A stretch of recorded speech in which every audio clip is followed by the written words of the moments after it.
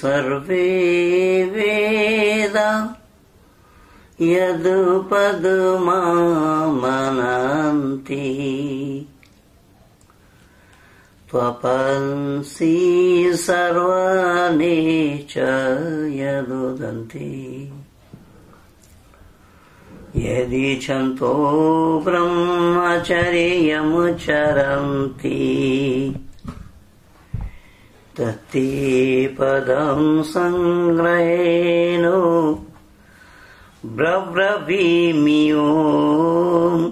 इति एतत्। धर्म प्रेमी सज्जनों तथा विश्ववासियों को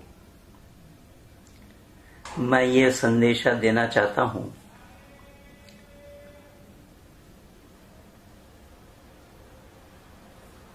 कि सही और गलत का निर्णय लेना, सत्य क्या है और असत्य क्या है इसको जानना मानव का काम है।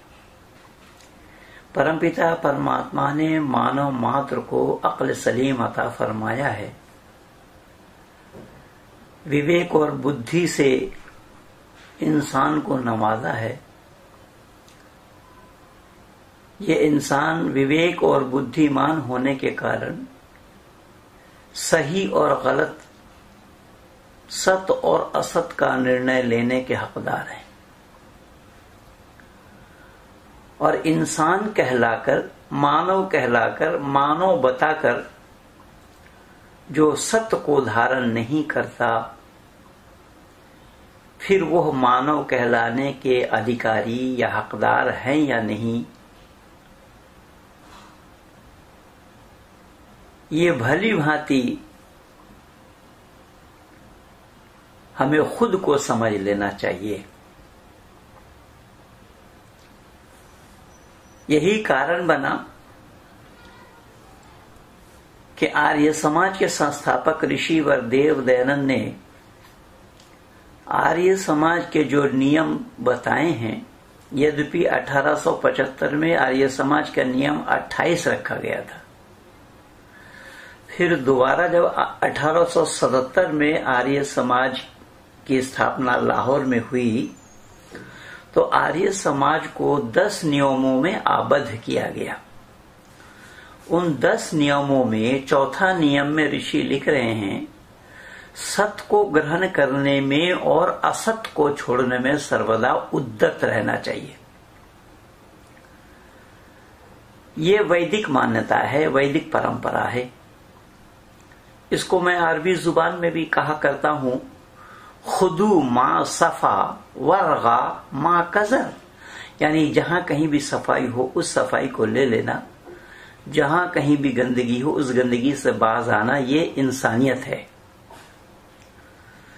लेकिन इंसान कहला करके जिन्होंने सत्य को नहीं अपनाया, सत्य को नहीं जाना, सत्य पर आचरण नहीं किया, सत्यम्बेशी नहीं बन पाए, तो क्या वह इंसान कहलाने के हकदार होंगे?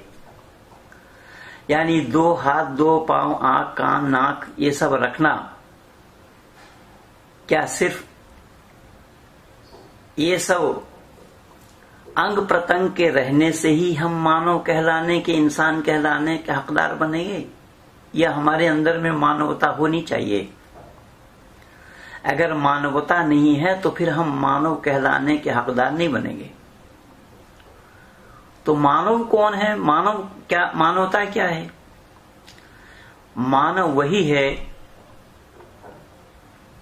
ऋषि वरदेव दयानंद की मान्यता अनुसार कि जो अन्यों के सुख दुख, लाभ और हानि को समझने वाला हो। ये मनुष्य के लक्षण है। जो अन्यायकारी राजा बलवान से ना डरें और निर्धन धर्मात्मा से डरें, उनके साथ प्रियाचरण करें, ये लक्षण मनुष्य के हैं। तो मननशील होकर, यहां शब्द आया है मननशील होकर अन्यों के सुख दुख, लाभ और हानि को समझने वाले का नाम मानव है। जिसमें पक्षपात के लिए लेश मात्र भी गुंजाइश न हो, जिसमें मानवता विरोधी कोई बात न हो, जिसमें अंधविश्वास की कोई गुंजाइश न हो।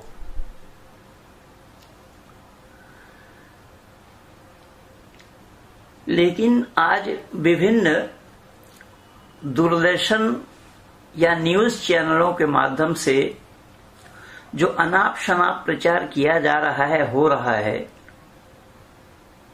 वह सब मानवता पर कुठाराघात करने वाली बातें हैं। ये सत्य से कोसों दूर हैं। सत्य को इन्होंने जाना नहीं।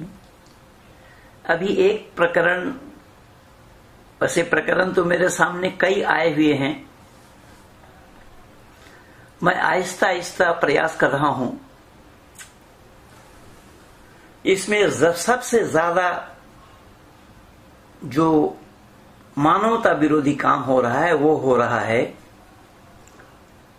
हिंदू नामधारियों के नाम से। जैसा कि इससे पहले YouTube में लगा हुआ है, आपने देखा होगा, एक शंकराचार्य के वेद का नचोड़ ला इलाहा इल्लल्लाहु मुहम्मदुर रसूलुल्लाह कह रहे, अपने को शंकराचार्य बता रहे। एक रोशनलाल आर्य है जो यमुनानगर हरियाणा का है, जबकि उसके परिवार आर्य समाज से ही ताल्लुक रखता है। उसके परिवार के कई सदस्यों को मैं व्यक्तिगत तौर पर जानता हूं। पलवल में ही रहते हैं उनके साड़ू भाई, उनसे भी अच्छा रिश्ता है हमारा। वो एक जाने माने डॉक्टर हैं, दिल्ली सरकार में कार्यरत हैं। उसने भी इस तरीके का बिना जाने बिना समझे पक्षपात वाली बात कही, सत्य से कोसों दूर परमात्मा को जानने का प्रयास नहीं किया और ईश्वर नियम के विरुद्ध बातों का ही उन्होंने समर्थन किया। ठीक इसी तरीके से एक और है स्वामी लक्ष्मी शंकरानंद, जो कानपुर नौबस्ता का पता तो उनका दिया हुआ है, लेकिन मैं वहां आदमी भेजा था, वो वहां रहते भी नहीं है। उन्होंने भी पुस्तकें लिखी जिसका जवाब मैं दे चुका हूं, YouTube में वो भी लगा हुआ है, जरूर सुने होंगे। तो दूरदर्शन में एक को मैं देखता तो बहुत पहले से ही था। ये अपने को आचार्य कह रहे हैं, प्रमोद कृष्ण महाराज कह रहे हैं अपने को। लंबी दाढ़ी है, बाल भी लंबे लंबे हैं, और ये उत्तर प्रदेश के उसी उत्तराखंड के ही रहने वाले हैं। अब तो उत्तराखंड बन गया, पहले उत्तर प्रदेश था। इन्हें मैं पीस टीवी चैनल वालों के मंच पे भी देखा हूं, और वो क्या कह रहे हैं जरा ये सुनिए कि वो अपने को आचार्य कह रहे हैं। वो सही अर्थों में आचार्य उन्होंने किया कि नहीं किया, आचार्य का परिभाषा उन्हें मालूम है या नहीं, संस्कृत का सा वो जानते या नहीं, उनकी बोल सुनिएगा। कल फेसबुक में मुझे किसी एक नदीम भाई ने भेजा, पंडित जी इसका भी जवाब दीजिए। देखिए, मैं नहीं कह रहा हूं, इस्लाम वाले ही हमसे कह रहे हैं। मैं उस नदीम जी के लिए लिखा भी फेसबुक में, वही भाई कह रहे हैं कि पंडित जी इसका भी जवाब दीजिए। और ये हजरात कह क्या रहे हैं, जरा ध्यान से सुनना। वो शेर के लहजा में कह रहे हैं, नज्म के लहजा में कह रहे हैं कि हम सो गया था, वह हम सो गया था तो हम सो गए थे, क्या होगा उनको मालूम नहीं है। यद्यपि मैं तो हिंदी नहीं जानता हूं, मैं तो बंगाल का रहने वाला हूं, बंगालियों की हिंदी बहुत कमजोर है, लेकिन फिर भी मैं प्रयास करता हूं थोड़ा सा जानकारी रखने का, सीखने का। लेकिन ये अपने को आचार्य कहकर वो क्या क्या रहे हैं, उनके शब्द पर ध्यान देना। हम सो गया था मदीने के तस्वुर करके, मदीने का ख्याल करके हम सो गए थे, तमाम रात मेरी जात से खुशबू आई। अरे डूब मरो आचार्य। आचार्य कहने वाले, आपको ये अकल ही नहीं है, इससे बड़ा अंधविश्वास और क्या होगा कि मदीने का सोते समय मदीने का ख्याल करके कोई सो जावे और रात भर उनको खुशबू मोहम्मद की आती रहे, तो बतलाओ इससे बड़ा अंधविश्वास व्यक्ति पूजा और क्या है। अगर आप आचार्य होते, संस्कृतज्ञ होते, तो परमात्मा को जरूर जानते होते। आप क्या परमात्मा को पाने के लिए किसी बिचौलिया की आवश्यकता है? परमात्मा को पाने के लिए किसी बिचौलिया की जरूरत होती है क्या? लेकिन इस्लाम में मोहम्मद को पाए बिना अल्लाह को कोई पा ही नहीं सकता है। इस्लाम व्यक्ति पूजा से बाहर कुछ भी नहीं है। अब जब मोहम्मद का नाम लो तो सल्लल्लाहु अलैहि वसल्लम कहना पड़ेगा, उन पर दरूद भेजना पड़ेगा। कुछ लोग तो दोनों हाथ की उंगली चूम चूम करके आंख में भी लगाते हैं। इससे बड़ा व्यक्ति पूजा क्या है? और व्यक्ति पूजा कहां कहां है, मैं आज उसका स्पष्टीकरण कर रहा हूं। और इस आचार्य प्रमोद को, जो अपने को आचार्य कह रहे हैं, आचार्य बतला रहे हैं, सही अर्थों में इन्होंने आचार्य किया कि नहीं किया, ये संस्कृत जानते हैं कि नहीं जानते हैं? अगर आचार्य किया, संस्कृत जानते हैं, तो फिर परमात्मा के बारे में उनको पता होना चाहिए था। वो व्यक्ति पूजा की बातें वहां करने लगे। अब फिर वो ये कह रहे हैं कि इधर मस्जिद है, उधर है शिवालय, जहां चाहे सर झुका ले। देखिए, ये मक्खी से भी बदतर है। ये काम मक्खी का है। मधुमक्खी को आप नहीं देखेंगे कि पुल के सिवा कहीं बैठते हुए। ये मधुमक्खी भी नहीं बन पाए। मंदिर और मस्जिद दोनों का एक होना संभव है क्या? चलो मैं मान लेता हूं आचार्य प्रमोद जी कि जिधर चाहो आप सर झुका लो, पर आप ये बताओ कि मस्जिद में आप यज्ञ कर सकते हो? यज्ञ करने देंगे मस्जिद वाले आपको? ये हिंदू है। हिंदुओं जरा कान खोल करके सुनो कि तुम्हारे वैदिक संस्कृति पर कुठाराघात ये हिंदू नामधारी अपने को आचार्य कहकर कर रहे हैं। मस्जिद में यज्ञ करना संभव है, भले ही आपके शिवालय में कोई जाकर के नमाज पढ़े, उसके लिए तो कोई आपत्ति नहीं।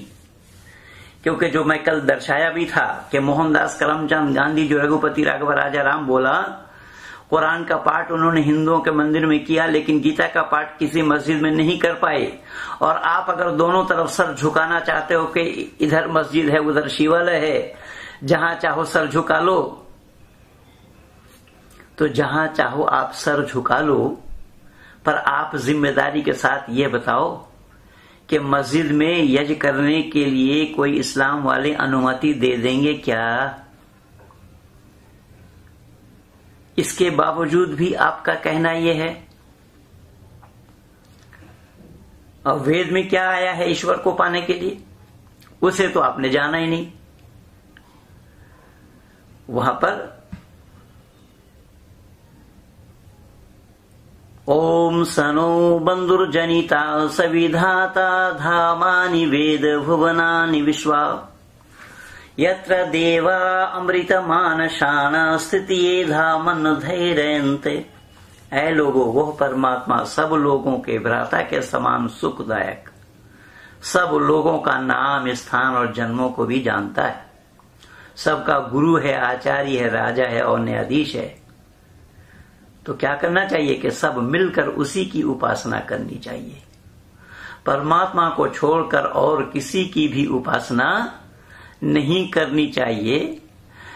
जब वेद में परमात्मा को छोड़कर किसी की उपासना नहीं करना चाहिए, तो ये प्रमोद महाजन, उसको कई बार प्रमोद महाजन के नाम से भी बोला जा रहा था वहां, जब अलीगढ़ यूनिवर्सिटी के तरफ से जो सेमिनार लगाया गया था। जबकि प्रमोद महाजन कौन है, उस संचालनकर्ता को भी मालूम नहीं है। ये प्रमोद महाराज है, इसको प्रमोद महाजन भी कहा वहां पर। ये प्रमोद जी कह रहे हैं कि मदीने की तस्वुर करके अगर रात को तुम सोओगे तो खुशबू रात भर आती रहेगी मोहम्मद की या मदीने की। बतलाओ, इसका विरोध तो इस्लाम जगत के विद्वानों ने ही किया है। अल्ताफ हुसैन हाली जो एक उर्दू के अच्छे शायर थे, हरियाणा पानीपत के रहने वाले थे, जिनकी किताब का नाम है मुसद्दस हाली। अल्ताफ हुसैन हाली ने क्या लिखा कि नबी को जो चाहें खुदा कर दिखाएं, इमामों का रुतबा नबी से बढ़ाएं, सदा खानकाहों में चादर चढ़ाएं, मज़ारों से दिन रात मांगे दुआएं, तौहीद में कुछ खलल इससे न आए, न ईमान बिगड़े न इस्लाम जाए। तुम कहां के आचार्य हो भाई? कहां से तुमने आचार्य किया है प्रमोद जी? सच्चाई को आपने जानने का प्रयास नहीं किया। और संस्कृत पढ़ा इसीलिए जाता है कि संस्कृत तो सभी भाषाओं की जननी है। संस्कृत परमात्मा की दी हुई भाषा है, मनुष्य मात्र की भाषा है। उस संस्कृत भाषा को जो पढ़ता है वो सच्चाई को जान जाता है। कैसा जान जाता है? तो जन्म से लेकर के मृत्यु पर्यंत तक अगर उसी आधार पर हम चिंतन और विचार करते रहेंगे, करते जाएंगे, तो एक ही परमात्मा को छोड़कर किसी भी बिचौलिया की वहां आवश्यकता नहीं है। वेद ही साक्षी है। ओम अग्नेनय सुपथाराय अस्मान् विश्वानि देव वयुनानि विद्वान् यो यो धस्मज्जुहुरार्णमेनो भूयिष्ठां ते नमो उक्तिं विधेम।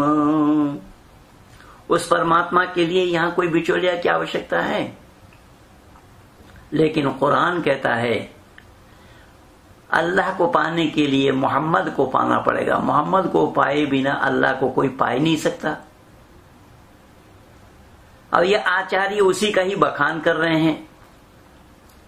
कुरान कहता है कुल इन कुंतुम तुहिब्बूनल्लाह फत्तबिऊनी युहिब्बुकुमुल्लाह व यगफिर लकुम ज़ुनूबकुम वल्लाहु गफूरुर रहीम। केवल इतना ही नहीं, व आतिउल्लाह व आतिउर रसूल, इताअत करो मेरी और मेरी रसूल की। रसूल की इताअत किए बिना, पैरवी किए बिना कोई अल्लाह को नहीं पा सकता। लेकिन वैदिक संस्कृति में परमात्मा को पाने के लिए किसी भी बिचौलिया की आवश्यकता नहीं है। अग्नि, वायु, आदित्य और अंगिरा की आवश्यकता नहीं। कपिल, कनाद, पतंजल, गौतम, जैमिनी, व्यास आदि की आवश्यकता नहीं। और ना राम की आवश्यकता है और ना ही कृष्ण की आवश्यकता है, ना दयानंद की आवश्यकता है, ना विवेकानंद की आवश्यकता है। आप परमात्मा को जानिए। परमात्मा को जानने के बाद परमात्मा के रास्ते में चलते जाइए, परमात्मा आपको मिल जाएंगे। लेकिन यहाँ अल्लाह को पाने के लिए मोहम्मद का तस्वुर करना पड़ेगा, जो ये आचार्य बता रहे हैं प्रमोद जी। मैं नहीं समझ पाया कि यह लोग सत्य से विमुख क्यों हैं, और सत्य से विमुख होने के कारण ही इन्होंने सही और गलत का निर्णय लेने में भी ये असमर्थ रहे हैं। ये पता होना चाहिए दुनिया वालों को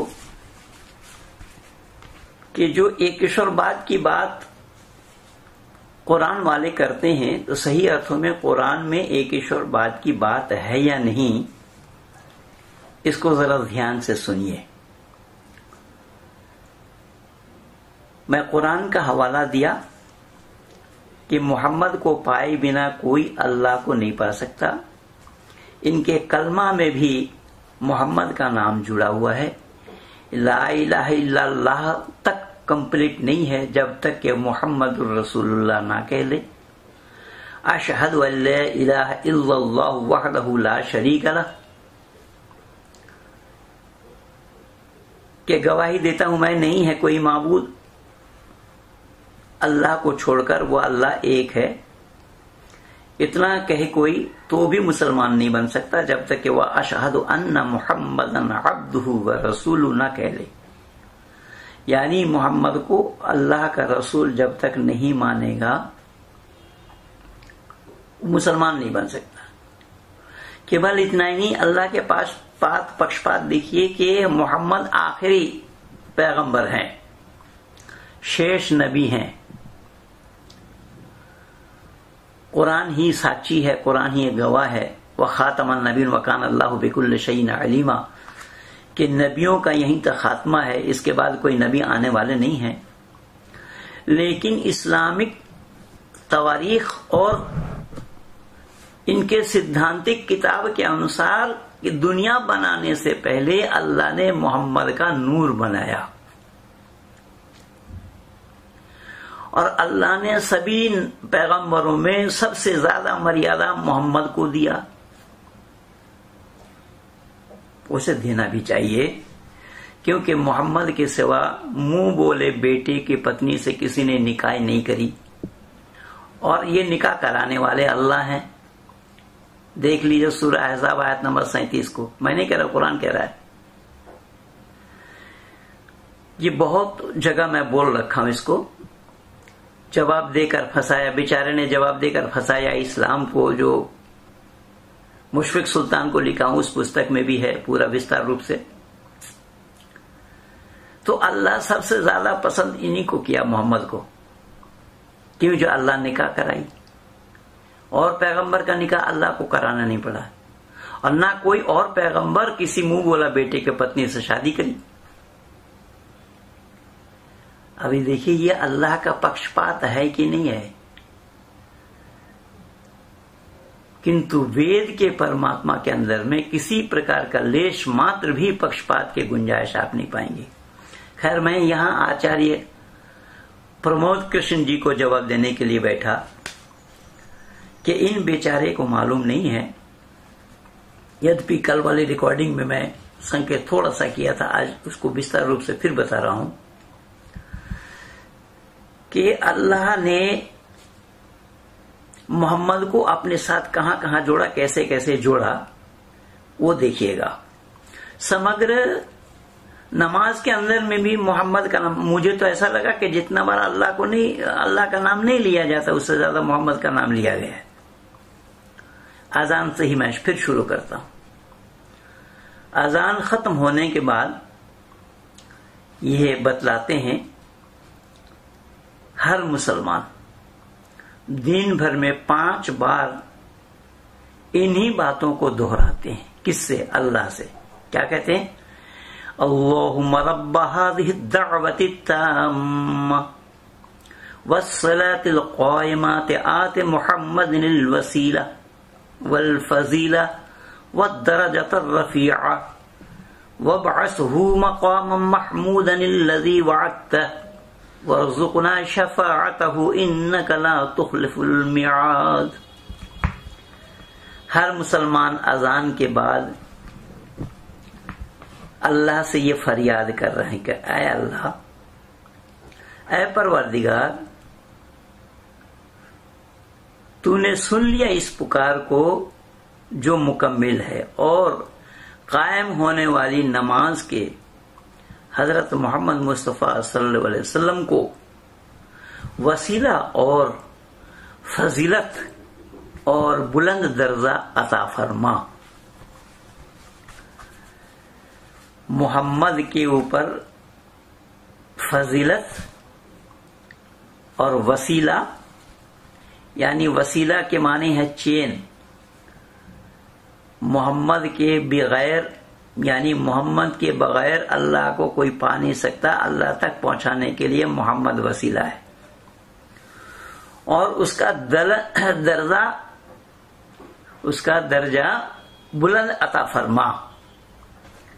मतलब ये हुआ कि इन इंसानों के कहने पर, मुसलमानों के कहने पर, अगर मोहम्मद का दर्जा अल्लाह बुलंद करे, इसका मतलब फिर अल्लाह को पता ही नहीं कि मोहम्मद का दर्जा बुलंद होना चाहिए कि नहीं होना चाहिए।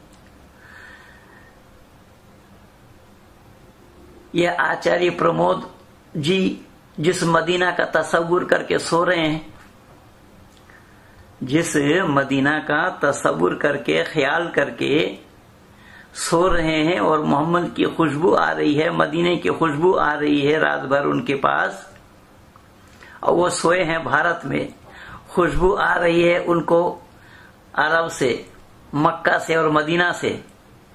अब बतलाओ, इन दाढ़ी वालों को चुल्लू भर पानी में डूब मरना चाहिए था कि नहीं? ये वैदिक संस्कृति पर कुठाराघात कर रहे हैं या नहीं कर रहे हैं? जो वेद में ऐसी बातों के लिए कोई गुंजाइश ही नहीं है। और ये आचार्य काहे के आचार्य, कहाँ के आचार्य, कैसे आचार्य? और जो संस्कृत से एमए करते हैं उनका नाम आचार्य होता है। और ये संस्कृत का सा जानते हैं या नहीं, मुझे संदेह है। आगे क्या बताया? और उनको खड़ा कर मकाम महमूद में। किनको खड़ा कर? मोहम्मद को। किससे कहा? अल्लाह से। किसने कहा? इंसानों ने, मुसलमानों ने।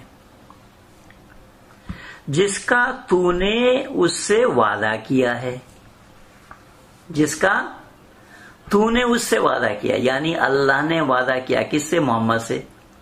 तो जब मोहम्मद से अल्लाह ने वादा किया हुआ है, तो क्या अल्लाह भूल गए हैं अपने उस वादे को, जो मुसलमान दिन भर में 5 बार उस अल्लाह को याद दिला रहे हैं? है प्रमोद किशोर जी के पास इन सवाल का जवाब? जो इस्लाम के पक्षधर बन करके, इस्लाम के पैरोकार बन करके, जिस कुरान में भेदभाव बताया गया है, इन्ना दीन इंदल्लाह इस्लाम मख्तलफ अल्लज़ीन उतुल किताब, एक ही दीन है जिसका नाम इस्लाम है। क्या ये आचार्य कहने वाले प्रमोद किशोर जी जानते हैं कि कुरान में अल्लाह ने क्या कहा? अब यहां मुसलमान ही अल्लाह से फरियाद कर रहे हैं, बोल रहे हैं कि अल्लाह तूने जो वादा किया है उससे। अब वादा किया हुआ अल्लाह का है, किससे? मोहम्मद से। अब अल्लाह ने मोहम्मद से वादा क्या किया है ये अल्लाह को मालूम नहीं है, लेकिन हर मुसलमान को पता है। क्या आश्चर्य की बात है! अल्लाह का किया हुआ वादा मुसलमान को पता चल गया और वो अल्लाह को याद दिला रहे हैं। यानी भाई, काम करते करते कोई काम छूट जाए, विस्मृत हो जाए, भूल जाए, तो उनको याद दिलाना पड़ता है। इसका मतलब ये हुआ कि जो इस्लाम का अल्लाह है, कुरानी अल्लाह है, उनको भूलने की आदत है, जो मुसलमान उसको याद दिला रहे हैं। और हमको क़यामत के दिन उनको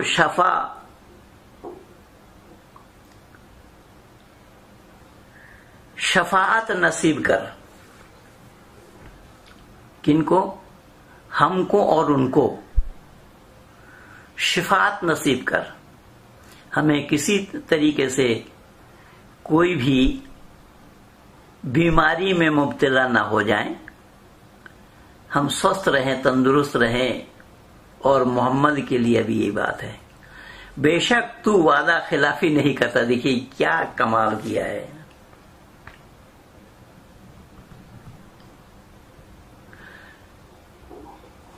यहां पर ये क्या कहा? इन्नका ला तुखलिफुल मियाद, कि अल्लाह बेशक तू वादा खिलाफी नहीं करता।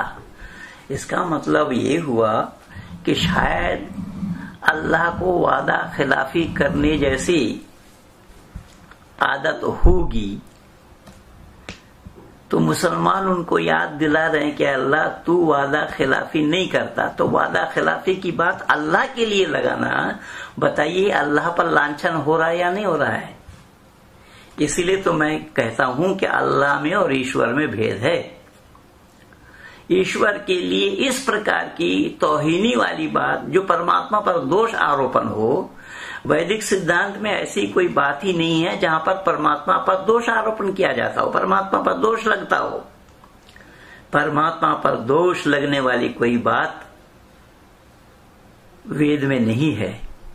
पर ये भले ही प्रमोद किशोर जी अपने को आचार्य कह रहे होंगे, इन्हें तो मालूम नहीं है। या फिर दूरदर्शन में मैं देख रहा था, ये साईं वाला जो प्रकरण चल रहा था उसमें भी थे कई टीवी चैनलों में, और ये छटपटाते हैं, इनमें अस्थिरता ज्यादा है। ये समझते हैं कि तेरे से ज्यादा कोई ज्ञानवान और वहां है नहीं जो टीवी में बैठ के बोलते हैं। तब लपक करके उसमें बोलने लग जाते हैं, चाहे वो सही हो या गलत। लेकिन मैं पूछना चाहता हूं इन आचार्य कहलाने वालों से कि परमात्मा पर ये शब्द दोषपूर्ण लगना संभव है क्या? पर इन अकल के दुश्मनों को पता ही नहीं लग पाया आज तक कि वो परमात्मा साकार है या निराकार। ये कह रहे वो साकार भी या निराकार भी है। पर मैं इनसे पूछना चाहता हूं कि आपके अंदर में जो आत्मा है वो आत्मा साकार है या निराकार है? अगर आत्मा निराकार है तो उस आत्मा को साकार क्यों नहीं मानते? अपने आत्मा को ही साकार बना करके दिखा दीजिए, परमात्मा छोड़िए, अभी परमात्मा अभी दूर है। और वेद में परस्पर विरोधी बातों का होना संभव ही नहीं है कि जहां पर परमात्मा को अचुक्रम अकायम बता दिया गया है, निराकार बता दिया गया है, और फिर साकार बतावे वेद, तो परस्पर विरोधी बातें होगी, और परस्पर विरोधी बातें वेद में होना संभव ही नहीं है। तो ये अपने आप ही निर्णय नहीं ले पा रहे हैं कि ये सही अर्थों में यही परमात्मा को जानते हैं। अगर ये परमात्मा को जानते होते तो मक्का मदीना का खुशबू लेने के लिए काहे को जाते भाई? पर मैं हिंदुओं को बताना चाहता हूं कि देखो हिंदू, तुम्हारे साथ ही भीतरघात हो रहा है। किसी एक अकल के दुश्मन ने तो मेरे लिए कहा कि महेंद्रपाल जी भीतरघात तो नहीं करेंगे। अरे भीतरघात मैं कर रहा हूं या तुम्हारा हिंदू आचार्य कहलाने वाला कर रहा है? जरा वो तो देखो। मैंने तो अब जब जो काम करके दिया हूं उसी को भुजाते रहो तो पड़े होने तक उसी को ही भुजाते रह जाओगे। महेंद्रपाल रहे या न रहे, इतना काम करके दिया महेंद्रपाल। महेंद्रपाल के ना रहने से भी कोई फर्क नहीं पड़ता है। जो काम करके दिया है महेंद्रपाल ने उसी को ही भुजाते रह जाओगे। हजारों बच्चे हमने तैयार कर दिए हैं। कल की घटना है, मैं जिस बरवाला के बड़ी मस्जिद का इमाम था उसी बरवाला का ही एक बच्चा कल मेरे से समय लेकर के मिला 30,000 कोर्ट में जहां हम बैठते हैं, और उनके साथ और कई बच्चे थे, सारे पढ़े लिखे बच्चे, और मेरे साथ वो बहुत पहले से जुड़े हुए हैं इंटरनेट के माध्यम से। तो ऐसे ही एक दो नहीं, मैंने हजारों को तैयार कर दिया हूं कि आचार्य प्रमोद जैसे लोगों को जवाब देने के लिए। लेकिन ये हमारे सामने आना नहीं चाहते। मैं तो खुली चुनौती HS रावत को भी दिया और इन सब लोगों को दे रहा हूं कि परमात्मा को जो साकार और निराकार में बांट रहे हो, जो परमात्मा को साकार भी बतला रहे हो, निराकार की भी बतला रहे हो, अरे भाई बताने के लिए तुम्हारे अंदर में जब तक आत्मा है तभी तुम बता पाओगे। आत्मा तुम्हारे में न हो तो तुम बता भी नहीं पाओगे। चार के कंधे पे तुम्हें जाना पड़ेगा, तुम अपनी आत्मा को बताओ कि वो साकार है या निराकार है। तो जब अपने आत्मा के बारे में ही तुम्हें ये जानकारी नहीं है आचार्यवर, तो परमात्मा को कैसे जानोगे? और अगर परमात्मा को आप जानते होते तो वहां आपको शिवालय को छोड़ करके मस्जिद में जाना ही क्यों पड़ता? इसका मतलब यही हुआ कि आप मक्खी हो, घाव में भी बैठते हो और खाने में भी बैठते हो। तुम्हें ये मालूम नहीं है जख्म कहां है और खाना कहां है। आचार्य जी, अगर आचार्य बनना हो तो मधुमक्खी बनो, कि फूल के सिवा मधुमक्खी कहीं और में बैठती नहीं है।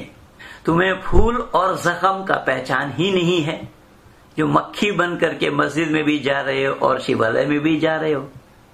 अरब का तस्वुर कर रहे हो, मदीना का तस्वुर करते हो, और रात भर खुशबू लेते हो मदीने की। अरे खुशबू तो तुम्हें परमात्मा का ही लेना चाहिए था, जबकि परमात्मा रूप रस गंध शब्द और स्पर्श से दूर है। अगर तुम्हें ये जानकारी होती तो तुम वहां पर मक्खी बैठ करके उस जख्म में बैठने के लिए जाते। हिंदू संभालो अपने लोगों को, महेंद्रपाल पर दोष मत दो। महेंद्रपाल सच्चाई को जाना है, वेद को जाना है, और ऋषि मुनियों ने इसी वेदों की तरफ लौटने के लिए कहा है। उस वेद को तुम लोग छोड़ चले हो, तुम्हारा आचार्य कहलाने वाले भी छोड़ चले हैं वेद को। अगर ये वेद को जानते होते तो वहां पर उनको खुशबू लेने की बात कहना ही नहीं पड़ता। ये सत्य से विमुख है, सत्य को जानते नहीं है।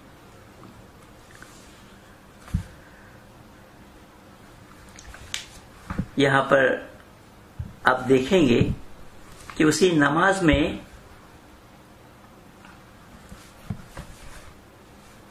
ये कहा जाता है अत्ताहियातु लिल्लाहि वस्सलावातु वत्तय्यिबातु अस्सलामु अलैका या अय्युहन नबिय्यु व रहमतुल्लाहि व बरकातुहु अस्सलामु अलैना व अला इबादिल्लाहि स्सालिहीन अशहदु अल्ला इलाहा इल्लल्लाहु वहदहु अशहदु अल्ला इलाहा इल्लल्लाहु व अशहदु अन्न मुहम्मदन अब्दुहु व रसूलुहु। नमाज के 2 रकात के कायदे में जो बैठते हैं वहां पर बैठकर ये पढ़ना पड़ता है। उसको मैं हिंदी में भी बता देता हूं। तमाम इबादतें जुबान के जरिए होती है, अल्लाह के लिए है। वो तो होना ही चाहिए, अल्लाह को छोड़कर और किसी की भी इबादत होना नहीं चाहिए। वेद में भी आया है ओम य आत्मदा वलदा यस्य विश्व उपासते प्रशिशम यस्य देवः यस्य छायामृतम यस्य मृतुः कस्मै देवा यह विषा विधेम। जो आत्मज्ञान का दाता, शरीर आत्मा और समाज का बल का देने हारा, विद्वान लोग जिसकी उपासना करते हैं। मैं आचार्य प्रमोद किशोर जी को ये बतलाना चाहता हूं कि आप विद्वान कहलाने के हकदार नहीं हैं। अगर आप विद्वान कहलाने के हकदार होते तो मदीना का खुशबू सूंघने के लिए रात भर आप इंतजार न करते होते। अब यहाँ पर क्या कहा वेद मुकद्दस में कि वो लोग विद्वान हैं जो परमात्मा की उपासना करते हैं, अर्थात परमात्मा की उपासना करने वालों का नाम विद्वान पड़ता है। और जो लोग परमात्मा को छोड़कर और किसी की उपासना करते हैं तो विद्वान का विलोम शब्द लगेगा उनके लिए। विद्वान का विलोम शब्द क्या है? मूर्ख। भले ही अपने नाम से आचार्य लिख रहे हों, आचार्य कह रहे हों, लेकिन वेद कहता है वो मूर्ख है। कैसा? जो लोग परमात्मा को छोड़कर और किसी की उपासना करते हैं। जो आत्मज्ञान का दाता, शरीर आत्मा और समाज का बल का देनेहारा, विद्वान लोग जिसकी उपासना करते हैं। क्यों? कि उसके सानिध्य में रहना ये अमृत पान करने के समान है, और जो परमात्मा का सानिध्य को छोड़ देता है वो विष पान करता है। आचार्य प्रमोद किशोर जी, मदीना का खुशबू लेकर के आप अमृत पान कर रहे हैं या विष पान कर रहे हैं?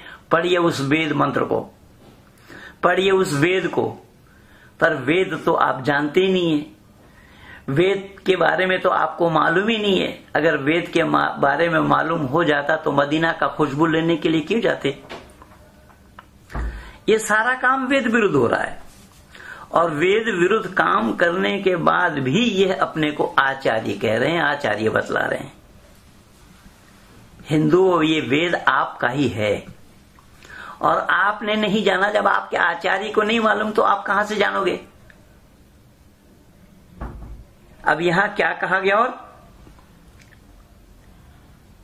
अल्लाह के लिए है सब इबादतें जुबानी, और तमाम इबादतें जो बदन के जरिए से होती, यानी शारीरिक माध्यम से जो इबादत। शारीरिक माध्यम से इबादत कैसे हो पाएगी? शरीर से इबादत होने का क्या तात्पर्य है? चर्चा बाद में करेंगे, सुनिए यहां क्या बोलते हैं। बदन के जरिए से जो इबादत है, और तमाम इबादतों जो माल के जरिए से होती है, अल्लाह के लिए है। सलाम हो आप पर ऐ नबी। देखिए, यहां पर अल्लाह को सलाम करने के बजाय, अल्लाह तक अपने को सलाम पहुंचाने के बजाय, अल्लाह का शुक्रिया अदा करने के बजाय, अल्लाह की तारीफ बयान करने के बजाय, देखिए यहां पर क्या बताया वेद मंत्र में कि उस परमात्मा की इबादत करने वाले का नाम उपासना है, लेकिन यहां पर सलाम नबी को भेजी जा रही है।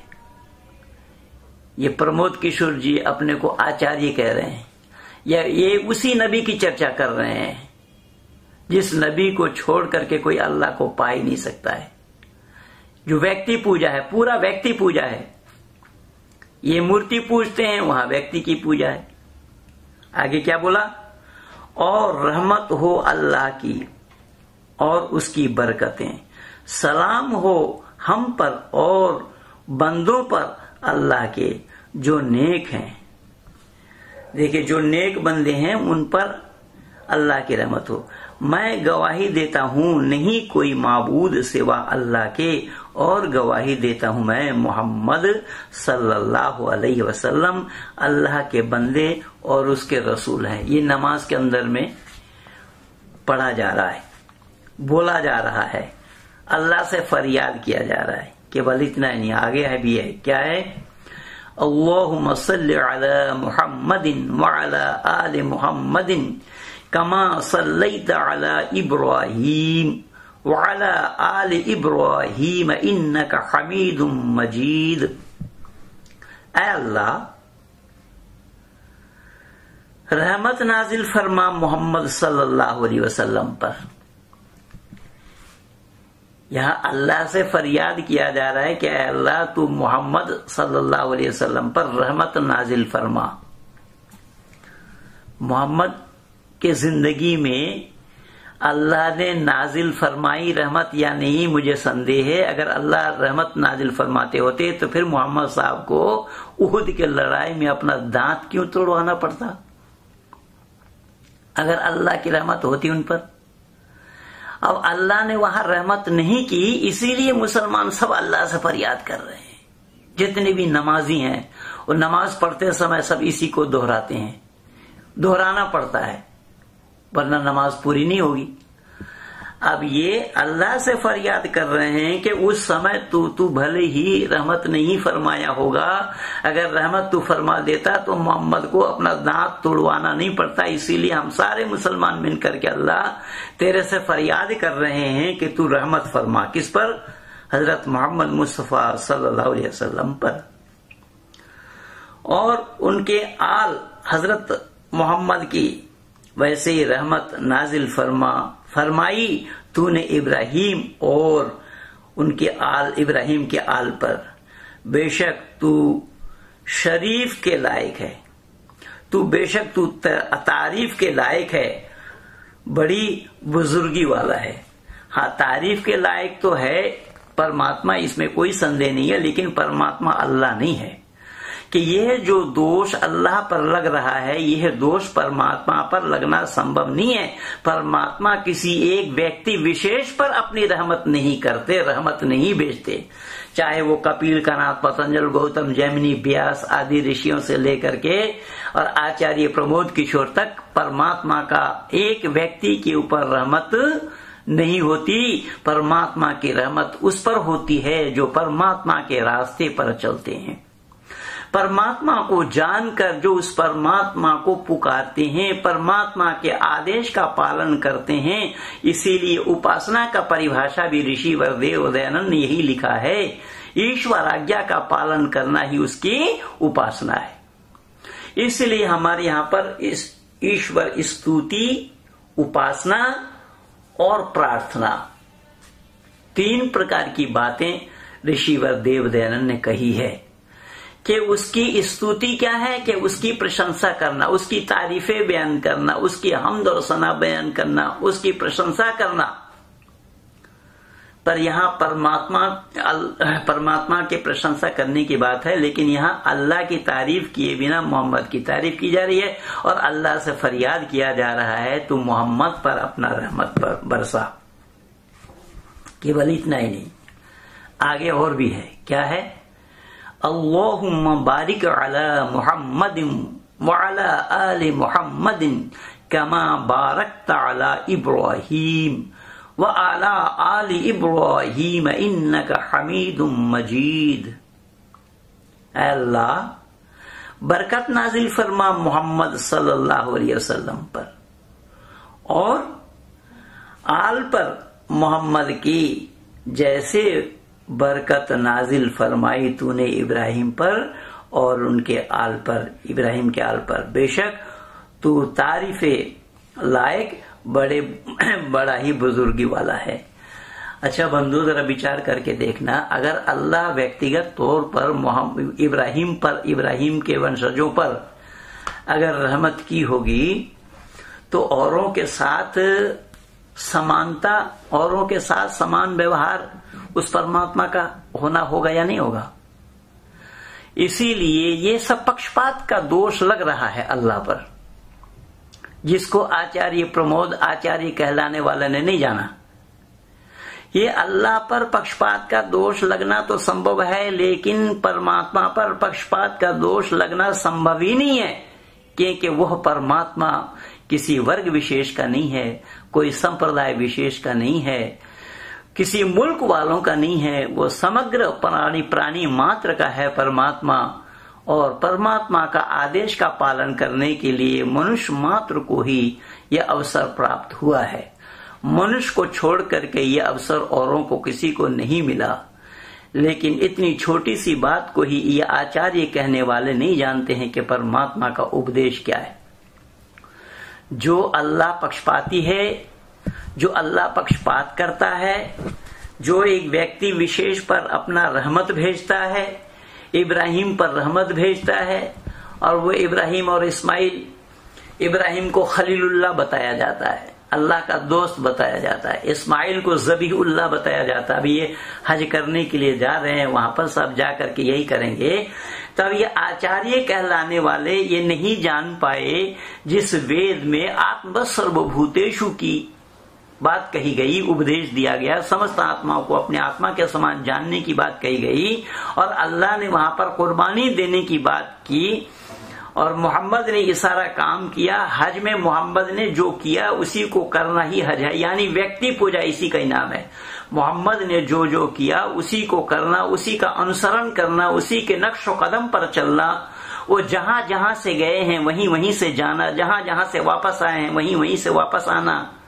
किस पहाड़ में गए, किस कंधार में गए, कहाँ गए, कैसे गए, क्या हुआ, उसी का ही अनुकरण करने के लिए इसी हज को वो करते हैं, जिसमें इब्राहिम को और मोहम्मद को, इस्माइल को, इन तीनों को विशेष रूप से याद किया जाता है। तो आचार्य प्रमोद किशोर जी यह बतलाएं कि आप अगर आचार्य हैं तो क्या आपके परमात्मा किसी एक व्यक्ति विशेष के लिए अपनी रहमतें और बरकतें भेजते हैं क्या, देते हैं क्या? तो क्या परमात्मा पर पक्षपात का आरोप नहीं लगेगा? अगर आप इस सच्चाई को जान गए या इस सच्चाई को जानते होते तो फिर वो अल्लाह जहां पर पक्षपात की गुंजाइश है वहां पर उस मंच से आपका क्या ताल्लुक था? उस मंच पे आपका क्या संपर्क था? क्या मुसलमानों से वाहवाही लूटने के लिए? और मुसलमानों ने क्यों किया? मुसलमान तो केवल एक मंच नहीं, वैसे अग्निवेश को भी जहां तहां बुला करके करते हैं, और कई लोग हैं इस तरीके से जहां पर बिस्मिल्लाहिर्रहमानिर्रहीम से काफिर से इस्लाम की तारीफ सुनने के लिए ही ये सारा नाटक किया जा रहा है। और काफिर भी ऐसे ठहरे कि जो सच से विमुख हैं, जिन्होंने सच्चाई को जाना नहीं। अगर उस मंच पे जाकर के आचार्य प्रमोद किशोर जी ये बतलाते होते कि भाई तुम्हारी मान्यता ये है और हम जिस मोतकद के मानने वाले हैं, हमारी जो मान्यता है, हमारा जो सिद्धांत है वो वेद का है, और वेद में वहां पर व्यक्ति पूजा की कोई गुंजाइश नहीं है। वेद में परमात्मा के ऊपर पक्षपात का दोष लगने वाला नहीं है। वेद का परमात्मा किसी एक व्यक्ति पर अपना रहमत नहीं करता या अपनी रहमत नहीं भेजते। परमात्मा पर पक्षपात का आरोप लगेगा, दोष लगेगा। आचार्य प्रमोद किशोर जी अगर इन सत्य का प्रतिपादन वहां करते होते तब तो बात थी, लेकिन ये बेचारे खुद ही सत्य से विमुख हैं, खुद ही भटके हुए हैं, खुद ही सत्य और असत्य का निर्णय को नहीं ले पाए, खुद ही जानते नहीं है सत्य क्या और असत्य क्या है। तो वेद के ऊपर, वैदिक सिद्धांत के ऊपर, वैदिक मर्यादा के ऊपर, वैदिक संस्कृति के ऊपर ये सब मिल करके कुठाराघात कर रहे हैं। इसलिए हमें अगर सावधान रहना है तो इन आस्तीनों के सांप से ही हमें सावधान रहना पड़ेगा बंधुओं, तभी हम अपने वैदिक संस्कृति की रक्षा कर पाएंगे। और मुसलमानों ने इसी प्रमोद किशोर जी को लेकर के कई सेमिनार किए हैं, कई सेमिनारों में यूट्यूब में ये सारा लगा हुआ है। जो कल एक मुसलमान भाई नदीम ने मेरे को भेजा है। और कहा उसमें लिखा, कहा क्या उसने फेसबुक में लिखा, पंडित जी इनको भी जवाब दीजिए, ये शब्द थे। मैंने तो लिखित रूप में नदीम जी को दिया और मैं ये रिकॉर्डिंग आप लोगों तक पहुंचाने के लिए मैंने अपना थोड़ा समय लगाया।